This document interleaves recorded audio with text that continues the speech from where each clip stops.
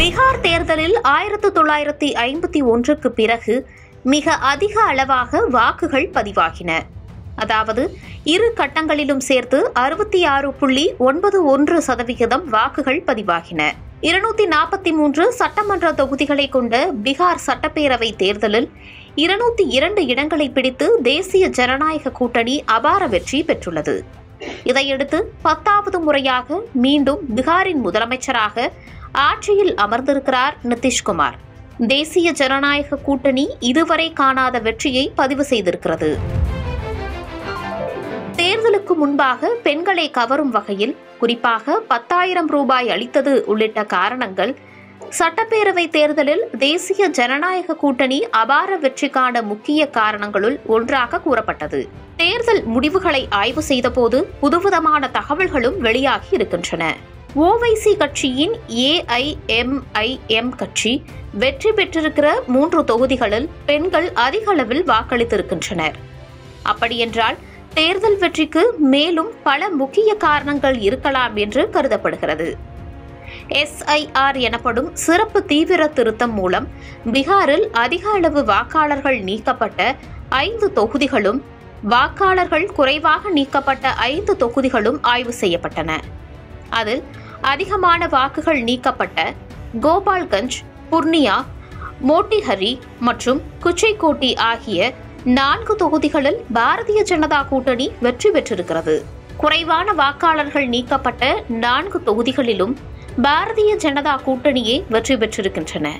குறிப்பாக வாக்காளர் வரைவு பட்டியல் வெளியான பின்னர் செப்டம்பர் 30ஆம் தேதி முதல் அக்டோபர் 20ஆம் தேதிக்குள் வாக்காளர்கள் அதிகமாக சேர்க்கப்பட்ட 5 தொகுதிகளில் 4 தொகுதிகளையும் பாஜக கூட்டணியே கைப்பற்றி இருக்கிறது. இவற்றில் காங்கிரஸ் ஒரு தொகுதியில் மட்டும் வெற்றி பெற்றிருக்கிறது. ராஷ்டிரிய ஜனதா தளம் அவற்றில் ஒரு தொகுதியில் கூட வெற்றி பெறவில்லை. வரைவு வாக்காளர் பட்டியலில் குறிப்பிடப்பட்ட வாக்காளர்களின் எண்ணிக்கைக்கும் தேர்தலுக்கு பின் வாக்களித்தவர்களின் எண்ணிக்கைக்குமான இடைவெளி சுமார் 3 லட்சமாக இருந்தது குறித்து எதிர்க்கட்சிகள் கேள்வி எழுப்பின. ஆனால் விதிப்படி தேர்தலுக்கு 10 நாட்களுக்கு முன்னர் பட்டியலில் இணைக்கலாம் என்ற விதியின் அடிப்படையில் மேற்கொள்ளப்பட்ட நடவடிக்கையினாலேயே வாக்காளர்களின் எண்ணிக்கை அதிகரித்ததாக தேர்தல் ஆணையம் விளக்கம் அளித்திருந்தது.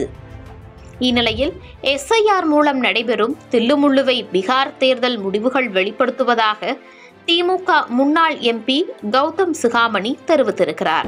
20 வருஷமா டெத் எல்லாம் ரிமூவ் பண்ணல. அதுபோல் பல டபுள் என்ட்ரி இருக்கலாம், வெளியூர் மாறினவங்க இருக்கலாம். அதெல்லாம் எங்களுக்கும் சீர்படுத்தணுன்றது தான் எங்களோட நோக்கமும். ஆனா ரொம்ப ஷார்ட் பீரியடா இருக்கு இங்க. அதுதான் ரொம்ப முக்கியம்.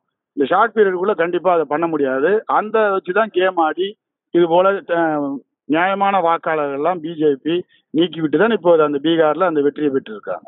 இப்போ நாங்க களத்துல எல்லா பூத்துலயும் எங்க கழகத்தின் BLA 2க்கள் எல்லா பூத்துலயும் ஒரு தகுதியான வாக்காளர் கூட விட்டுடக்கூடாதுன்றதுக்காக எல்லோரும் களத்துல இன்னைக்கு நாங்க இருந்துட்டு இருக்கோம். நானே இப்ப பாத்தீங்கன்னா ஒரு பூத்துல தான் உட்காந்துருக்கேன். அங்க இருந்து எல்லா வாக்காளர்களும், அதாவது தகுதியுள்ள வாக்காளர் அத்தனை பேரையும் சேர்க்கணுன்றதுக்காக நாங்க இப்ப போராடிட்டு இருக்கோம். ஏன்னா டைம் ரொம்ப ஷார்ட் பீரியடா இருக்கு.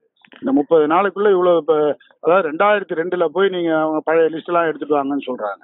ரொம்ப கஷ்டமா இருக்கு. அதாவது அதுவும் திருமணமாகி வந்த பெண்கள் இருக்காங்க பாருங்க, புகுந்த வீட்டுக்கு வந்த பெண்களுக்கு மிகப்பெரிய கஷ்டமா இருக்கு. 2002ல அவங்களோட அப்பா அம்மாவோட டீட்டெயில்ஸ் கேட்கறாங்க. 2002ல அவங்க அப்பா அம்மா எந்த ஊர்ல ஓட்டு போட்டாங்கன்றது அதெல்லாம் தேடி தமிழ்நாட்டுக்குள்ள மட்டும் இல்ல, இந்தியாவில எங்க இருந்து வேணாலும் கல்யாணம் ஆகி வந்திருக்கலாம் இல்லையா. இங்க அவங்களோட டீட்டெயில்ஸ் எல்லாம் இப்ப நாங்க போய் தேடி கண்டுபிடிக்க வேண்டியிருக்கு.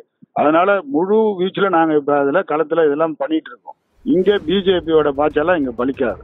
பீகார் தேர்தலில் 200 தொகுதிகளுக்கு மேல் வெற்றி பெற்றிருப்பதால் தேசிய ஜனநாயக கூட்டணி மீது அரசியல் காழ்ப்புணர்ச்சி காரணமாகவே குற்றச்சாட்டுகள் முன்வைக்கப்படுவதாக பாஜக இளைஞரணி தலைவர் SG சூர்யா பதிலளித்திருக்கிறார்.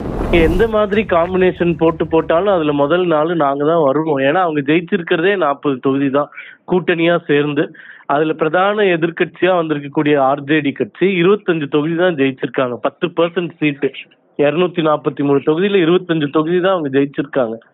அதனால இந்த மாதிரி கணக்குகள் சுத்தமா எந்த ஒரு ஆக்சுவல் ஃபைண்டிங்ஸையும் கொடுக்கறதுக்கான வாய்ப்புகள் இல்லை. ஒரு ஸ்வீப்பா வந்திருக்கக்கூடிய ஒரு தேர்தல்ல 5ல் 4 மடங்கு இடங்களை ஜெயித்திருக்கக்கூடிய ஒரு தேர்தல்ல எந்த காம்பினேஷன் எந்த மெட்ரிக்ஸ் நீங்க எடுத்துக்கிட்டீங்கனாலும் அதுல 4 பிஜேபி தான் வரப்போகுது.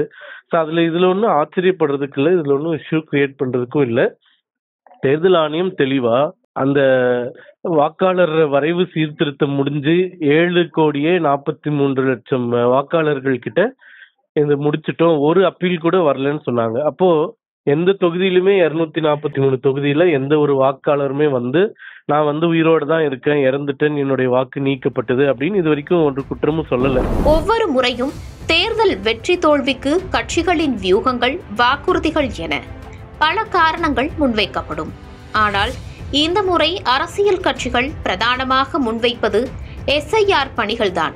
தமிழ்நாட்டு தேர்தலில் இது எப்படி எதிரொலிக்கும் என்பதை பொறுத்திருந்து பார்க்கலாம்.